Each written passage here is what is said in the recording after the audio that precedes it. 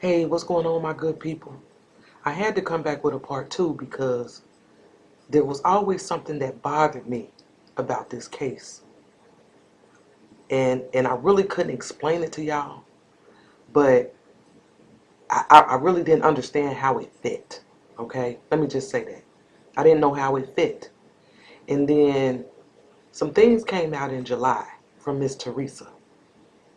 And I was like, oh, wow, wait a minute. Okay, so y'all know how we do. I ain't gonna hold y'all long, but come on, ride with me. Now, we all know at the start of this case, they wanted us to believe that Kenneka walked in this freezer by herself and died. And they gave us all this bogus footage. They even gave us footage from supposedly 2 weeks prior, almost 2 weeks prior, to her walking in the freezer. So, I want to take a little time to show y'all the order in which we saw people entering this kitchen. Watch this.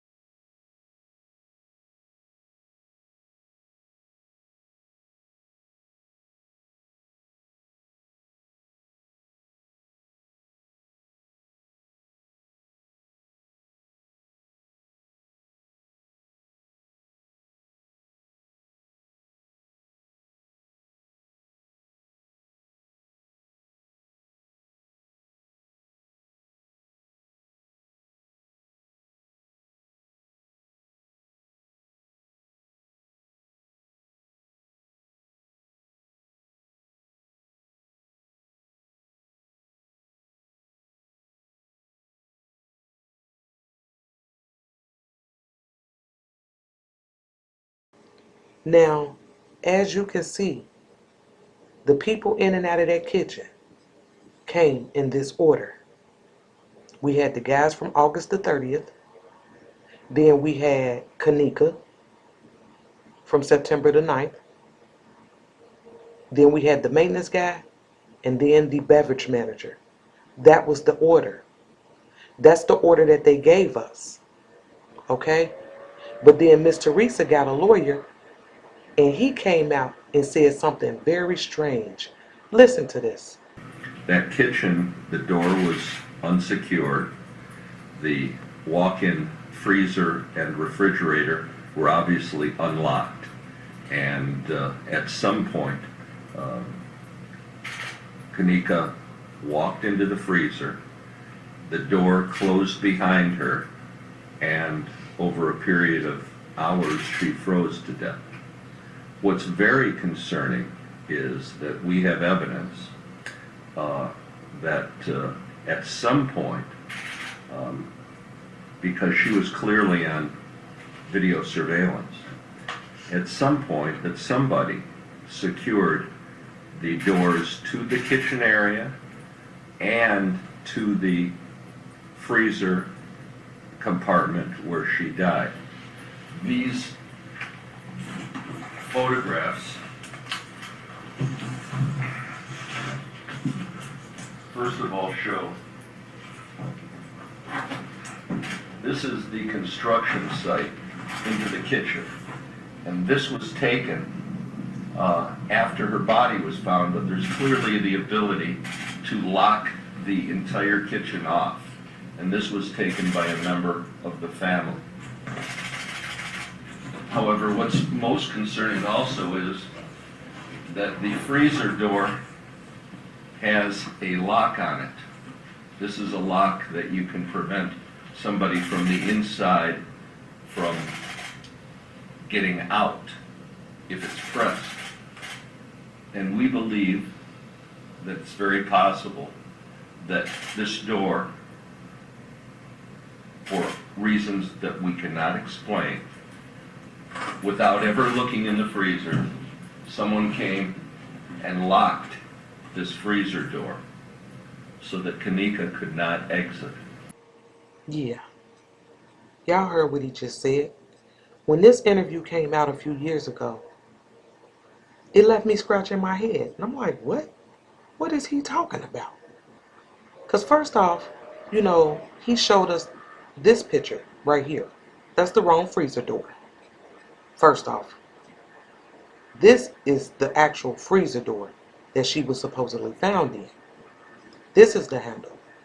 But both of them can be locked. And I'm one who believes that she was locked in there. I do believe that. Okay? And then one of the other things that he said was that Kenneka walked in there and the door closed behind her. And I know that to be false because when Rosemont did their walkthrough, they showed us that the door did not close all the way.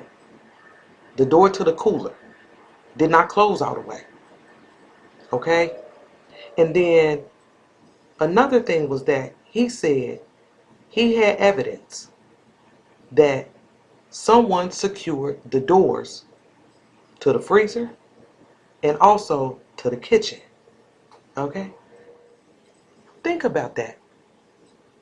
Now, I didn't play the one clip from the same interview where he told us that they thought somebody inadvertently locked Kenneka in this freezer. Yeah, inadvertently. He didn't lose me with no big words. I knew exactly what he was saying.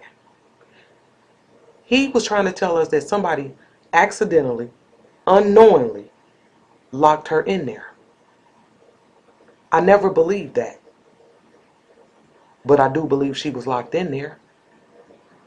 But the question became, if y'all thought somebody locked the freezer, then who the hell do y'all think unlocked it?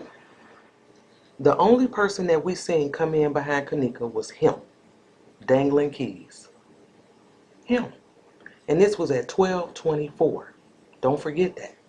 12:24. He's back there for a hot second. And then he headed back out of there within seconds. Look at him. It didn't take him but a second to find her. Now, y'all all know how I feel about the beverage manager. Y'all should know by now. I never trusted him. And part of the reason was because of his statement. And one of the things he told us in the statement that I could not let go of was the fact that the police asked him if when he found Kenneka, were the lights on or off. He could not answer that. And I'm still bothered by that. Because it's like, how don't you know? And let me give you a visual, okay? Now, those freezer, imagine it being pitch black in there. So without turning the light on, you mean to tell me you found a black girl in the dark? But he couldn't tell us whether the lights were on or off. But he found her. And not only that, he made sure that he told us he did not touch any switches. So he know he didn't turn the light on. He didn't hit no switch. But he couldn't tell us whether the lights were on or off. Y'all know it had to be pitch black in there. And then not only that, keep in mind that he didn't find her behind one door. He found her behind two. And I've been saying that he knew she was in there. I couldn't say for sure if he put her in there, but I knew he knew she was in there. Okay? And it was like, how did he know that? Because when he walked in there, like we've been saying for years now, he went straight to the freezer. And I'm still on that. Still, to this day. I even told y'all in those videos that I did about the beverage manager, I told y'all what I thought he went back there and did. I said that I thought he went back there to remove the lock off the door.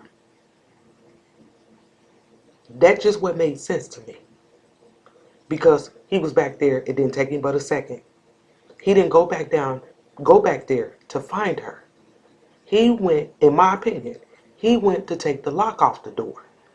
Because understand this, if they would have seen Kenneka or found Kenneka behind this freezer door and it had a padlock on it, that would have screamed murder. Screamed murder. It didn't fit the accident theory. You understand? Now, we all know that Miss Tereasa became very active on social media after what happened to her daughter. And one of the things that stood out to me was that on July the 18th, she made this Facebook post right here. And she starts with allegedly. She said, there was an employee in the kitchen Kenneka was found in for 2 hours or so. That employee came out, Kenneka didn't. 10 minutes or so later, another employee came in and found Kenneka. We went to a meeting. It was stated to us that at some point Kenneka got out of Crown Plaza door. One of our forever questions is how the hell did Kenneka get back into Crown Plaza? Where's the footages y'all want us to believe? Now, one of the things that stood out to me was the fact that she said there was another employee in that kitchen with Kenneka for almost 2 hours. 2. That employee came out, Kenneka didn't. And 10 minutes after that, another employee came in and found Kenneka. I just showed y'all who found her. Him. And he found her at 12:24. So that would mean that if we go by Miss Teresa's post, that would mean that whoever was back there with her for 2 hours left that area at 12:14. Because 10 minutes later, 12:24, right? Yeah. On July the 31st, Miss Tereasa then posted this. And she said, please read this article. I believe they didn't even try to save my baby. Allegedly, Kenneka was found September the 9th, 2017 at 10:14 p.m. Now think about this. If whoever was back there with her left out of that kitchen at 12:14, 2 hours prior to that would be 10:14. She's down to the exact time. And I wanted to know, where did that information come from? I mean, she's repeating it as if she got that from a reliable source. Did her lawyer tell her? Because I remember in that interview that he gave, he discussed what they were going to do as far as the court case. Listen to him. So we expect to get all that information during this pretrial discovery process. The complaint's been filed. The defendants have an opportunity now to answer the complaint. And we will get in due time a full incident reports filed by these defendants plus their insurance companies. We'll get the videotape. They say they've given it to us, but we want to make sure we have all of it. We will get all of their reports, and we'll be able to take the testimony of the security guards and all the Crown Plaza employees so that we fully understand why this tragedy occurred and how it can be prevented. Yeah. Now, if we go back to these Facebook posts, like I said, Miss Tereasa is is exact with her timing. She's saying that Kenneka was found September the 9th at 10:14, allegedly. And so, I mean, where did that information come from? Did it come from the lawyer? They was talking about doing all these depositions and getting all these statements, and I mean, she's, like I said, she's repeating it as if she heard it from a reliable source. And so I want y'all to look at a couple more things. But keep this in mind. Kenneka was found at 10:14. Somebody was back there with her for 2 hours, left out of that kitchen at 12:14, and 10 minutes later, the beverage manager walked in. Now, let's review this footage one more time. Y'all still riding with me? One of the videos that was given to us was this video right here. And it starts with Kenneka walking into this kitchen, okay? And then it's like, I don't know what it was about this particular video, but like after she walks in, I mean, you're going to see it skip 17 hours. A whole 17 hours until the maintenance guy walked in. So if you can see the time on here, it skips from 3:30 to what is like 8:34, where you see the maintenance guy. It's skipping. There was no way to stop it. You couldn't rewind it. You couldn't do nothing. It just skipped. Okay? He goes in. He came right back out. Okay? And then you're going to see it skip again. And it's going to skip to 12:23 when the beverage manager walked in. And like I said, there was no way to fix it. Nobody knew what was going on with this video. And we talked about this when we first got it. And it's going to cut off right here. That's it. It cuts off. That was weird to us. And when you play the next video, they show the footage and it starts off like this at 12:23.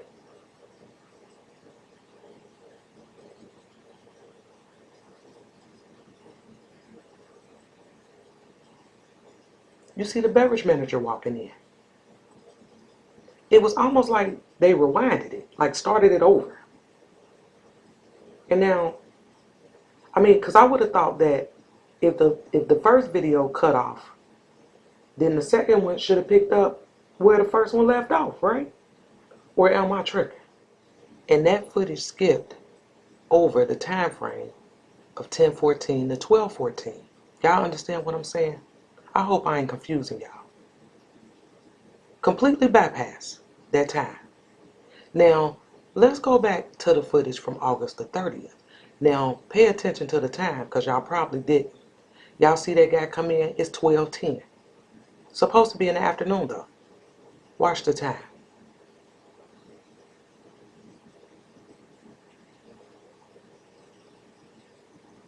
12:10. Watch it. It skipped to 12:33. It skipped past 12:14. And then we see him come in. Now, I don't know if it's just a coincidence. And I know I'm going to have some people in the comments like, oh, that's AM and this was PM and all this, that, and the other. And I get all that. I ain't stupid. But, I mean, is this just a coincidence that 12:14 is being skipped over? I mean, I'm just asking. Okay? Now, we all know that Rosemont messed us up with these times. They altered the times. And that's why a lot of us were confused. Some of us still confused.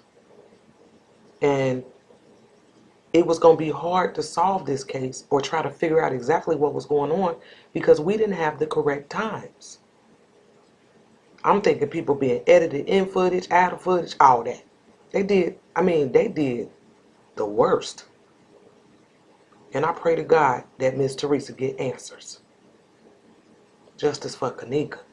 So make the news, nigga, and watch what happens. If you make it over here on this channel, nigga, we on your ass. Okay.